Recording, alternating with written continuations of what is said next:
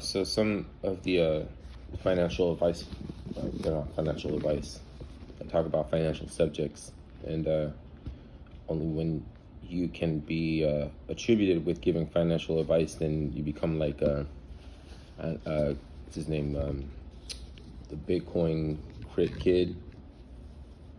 What's his name?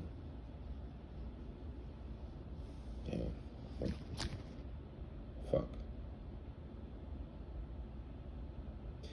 But you're always evaluating wealth and assets and things.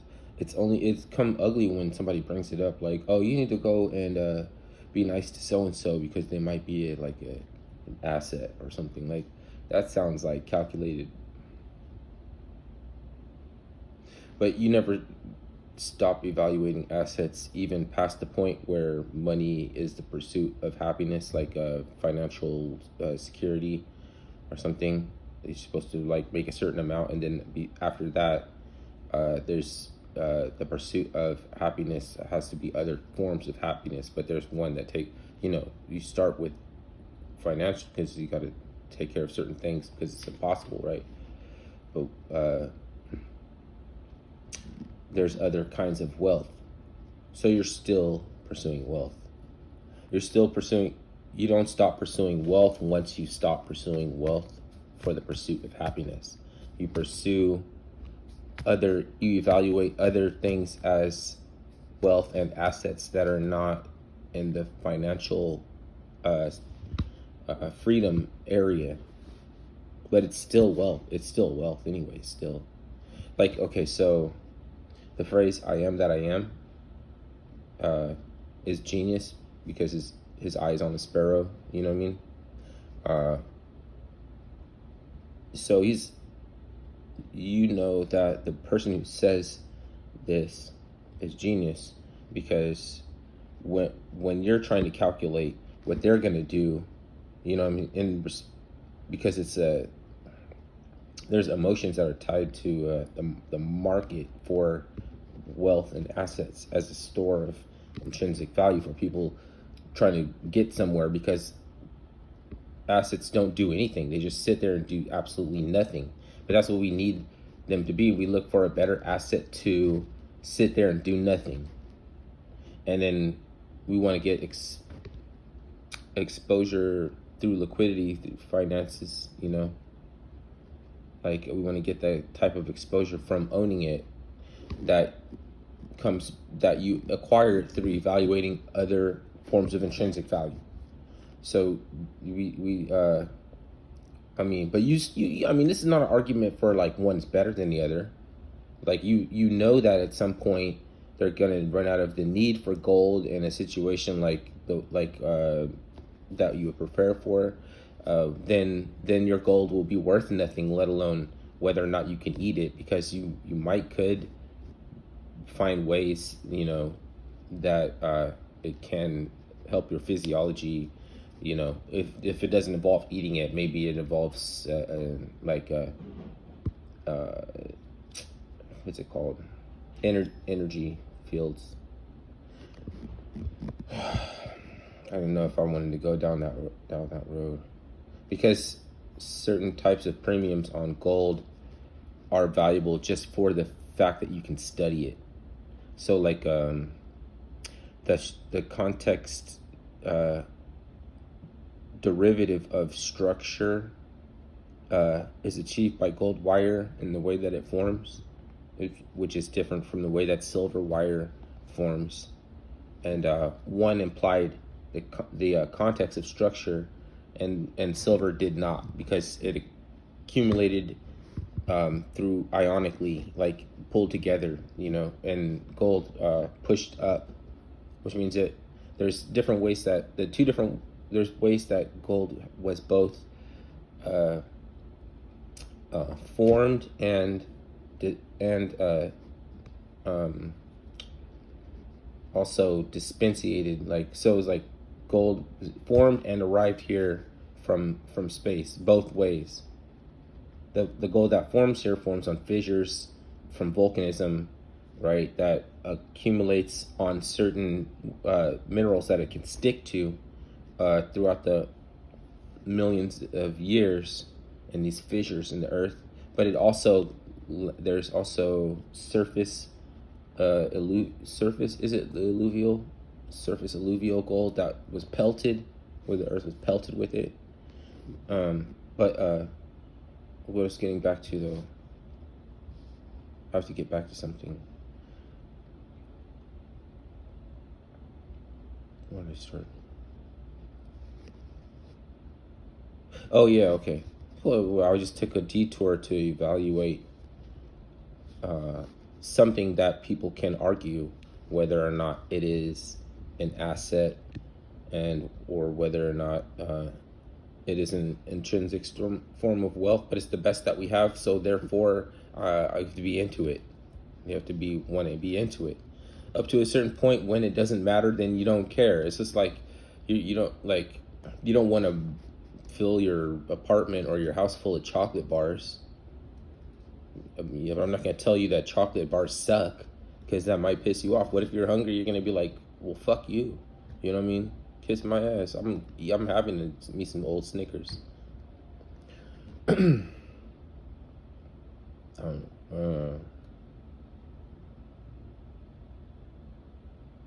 I still talking about the same thing? So up to a certain point, like it said like $80,000 was this figure. You know what I mean? But it depends where you are. You know what I mean? If you hand dollars to somebody in Australia or something, they're going to be like, you're crazy. We spend, I don't know, Rand. I think they have a Rand, Cuba Rand or something. Cougar. It's a Cougar Rand or something, whatever they have.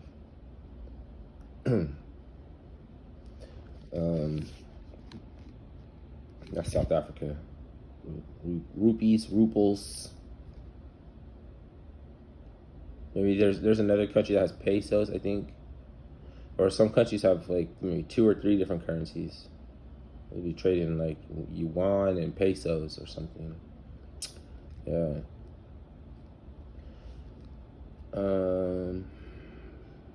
But okay, outside of money and monetary and finances, you're still going to be assessing the wealth, the things that make you wealthy. And that's it. I mean, that's all it is. Like, that's all the spirit world does is evaluate everything in terms of the wealth. Okay, why am I saying this to me again?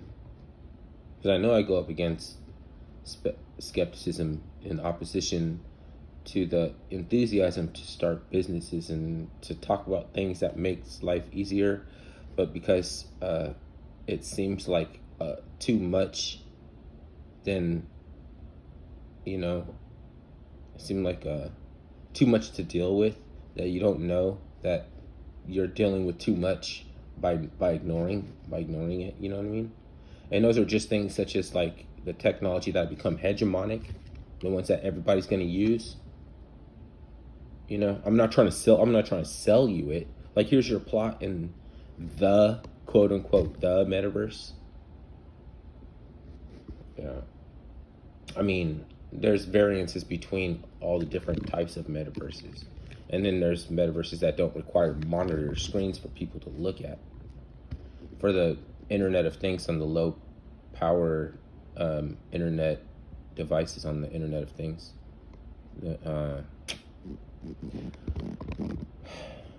And that's where, I mean, I could start talking about directed acyclic graph, and then somebody would be like, oh, he's trying to sell this, or he's, I don't have any DAG tokens, to talk about it right now. I could, but I'm talking about the technology that they're developing, which once they get data queries originated from an on-chain server to interact with other servers containing data for query off the chain, and then to gossip with with their nodes to bring back the data about those networks, has to be able to go off the blockchain and then shard the data and then bring it back using the root seed text hash ID authentication seal, which for humans we'll use it to a blue check mark to be a better way to authenticate the message just coming from you, that it's real, that you're not messing with anybody's head or anything, right? And so this is not something that I've already lost money in this. Early adopters lose money. It's the first half of the mass adoption that makes the most money, unless you're really lucky or something. Like you want to be on that slope. Like the early adopters are paying an opportunity cost before the slope arcs upward, and then when the slope is arcing upward in that's in adoption. That's called the what is that called? That's just like the regular people. But yeah, the first of the regular people, and that's somebody could be shrewd that was studying the whole time and didn't pay in and didn't become an early adopter.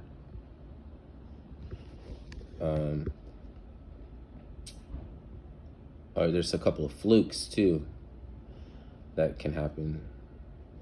Now, it's not really a fluke, but it is a fluke because it's not the same way that you're going to do it again or do something, like there has to be something counterintuitive that you do for a technology that's fatigued and nobody really cares about, because there was hype and everything, and you know what I mean. But now the people are not in the right state of mind because they're very just lethargic, and at the same time they're trying to put on a face that everybody needs to jump in and provide liquidity.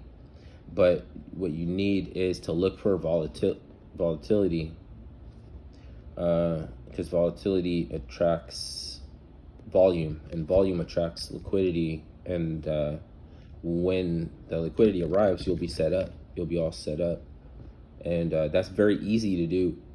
And you can get rich overnight. You can get rich overnight. People don't want to hear that. Like it's gonna really, people get mad like you did something wrong. But you didn't really get rich overnight, because the whole time you were studying and paying focus or giving consideration to things that nobody else was thinking about, and you know what I mean. So it's like you are just that. I am just that I am. That's genius. You know what I mean? Like whoever said that, kept their eye on the sparrow. You know what I mean? So what's his name? Bitcoin Kid or something. Like the guy, he's like getting in trouble and getting wrecked and getting destroyed by the SEC or something for financial advice. You almost can't even talk about anything evaluative of wealth and assets, and unless you say I'm not a financial advisor. And then we need those 3-letter organizations to evaluate, and they find out about anything that could be determined as wealth, and they will come the regulative commission, and their name will have it in there, like their name will be about that thing. Right? I mean, I'm not saying it's conspiracy or anything. That's not wrong or anything. I'm just saying that's what it is. Because the state wants a piece of that, whatever that is. You know what I mean? It's like the corporation wants to become a person. The state wants a piece of whatever evaluates to or speaks to the masses as being an asset or a form of an asset, and they want to regulate.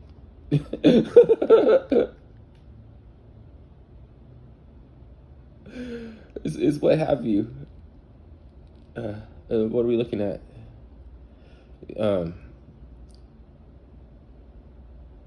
But do I want to see some, or do I want to put C's on them?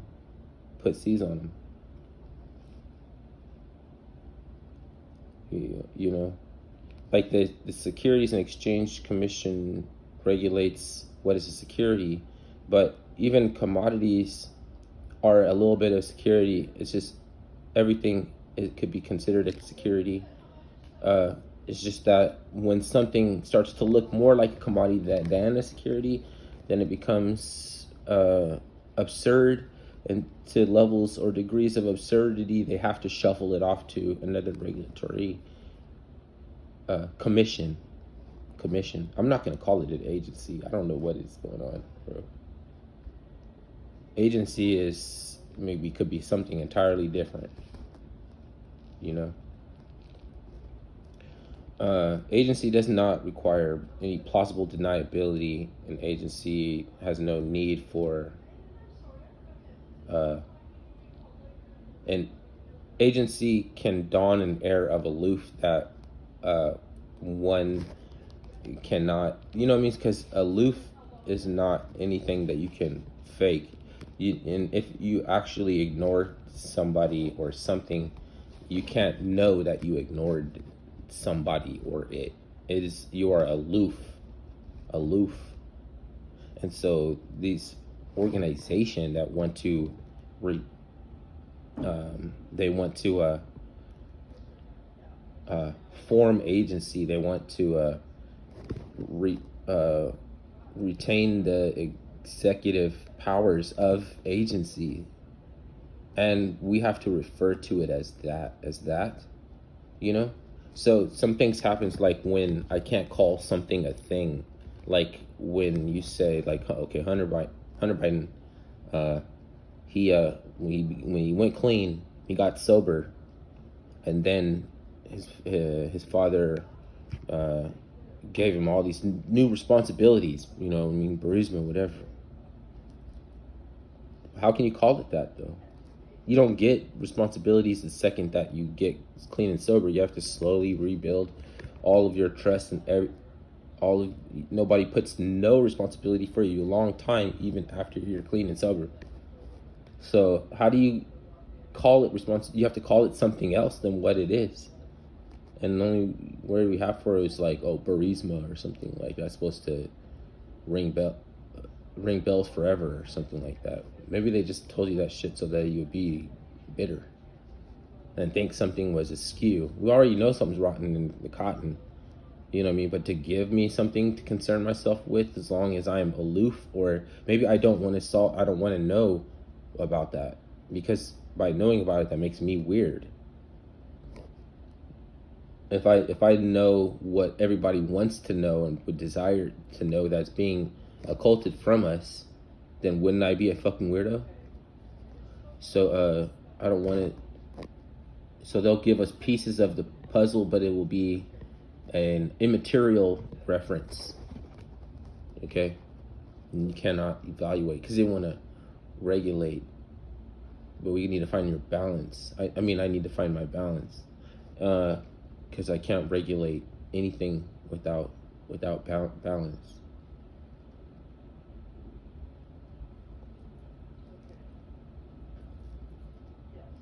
So did I put down anybody or anything? You know, did I conspiracy theories?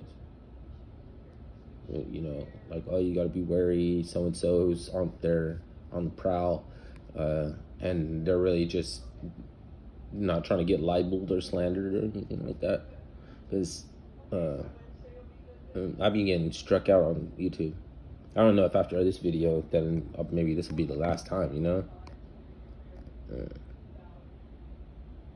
And like, yeah, you know what you're doing, playing ukulele, keeping this on, because that, they really want me to start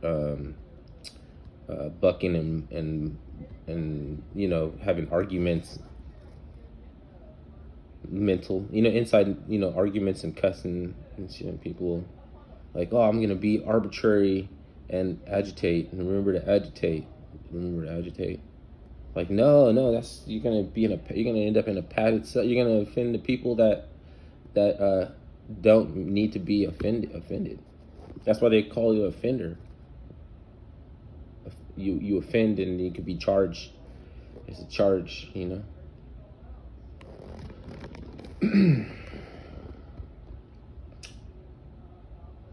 Gee. Well, good luck, everybody.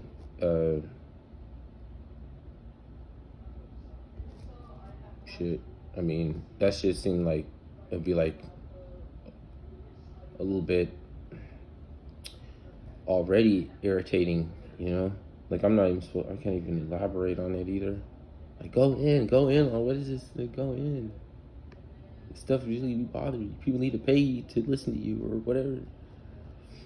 Is it that? Like, either is it that? You know? Am I trying to get something, information out, or is am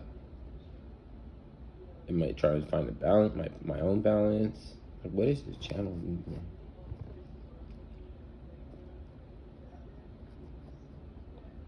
Something you owing yourself. That could be push-ups and stuff. I don't want to do a lot of working out, so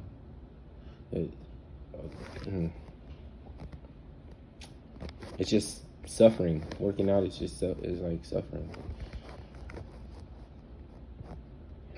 and it might not be necessary for me to contribute to a platform or a position.